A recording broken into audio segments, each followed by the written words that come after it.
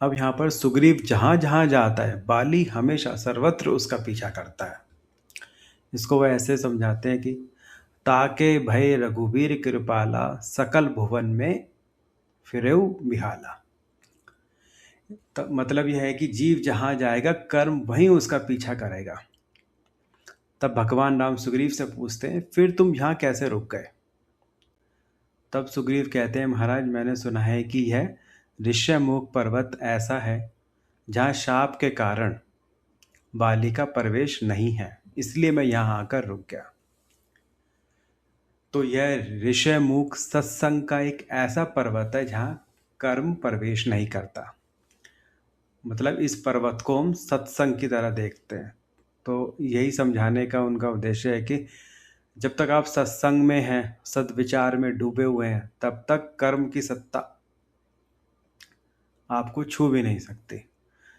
पर जैसे ही व्यक्ति सत्संग के ऋषयमुख पर्वत से नीचे उतरता है तो बाली रूपी कर्म का राज्य प्रारंभ हो जाता है और फिर वो उस जीव को नहीं छोड़ता। तो अब प्रश्न उठता है कि कर्म के भय से डरा हुआ बेचारा जीव सत्संग का तो आश्रय लेता है, वह पूर्णता निश्चिंतता का अनुभव नहीं कर पाता। मतलब उसको यह पता है कि जैसे ही वो सत्संग को छोड़ेगा कर्म फिर हावी हो जाएगा। तो इसके लिए उस जीव को क्या करना चाहिए? मिलने का उनको सौभाग्य प्राप्त होता है। इसको हम इस तरह से समझा सकते हैं कि जब हनुमान जी के आश्रय से सुग्रीव जी को भगवान श्री राम से मिलने का सौभाग्य प्राप्त होता है तभी वह आश्वस्त हो पाता है, मतलब तभी उसके जीवन में उसको निश्चिंतता का वो अनुभव कर पाता है।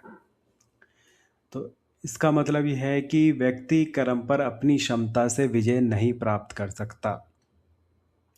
उसके लिए उसको ईश्वर का आश्रय लेना ही होगा, क्योंकि ईश्वर ही काल कर्म स्वभाव और गुण का नियामक है।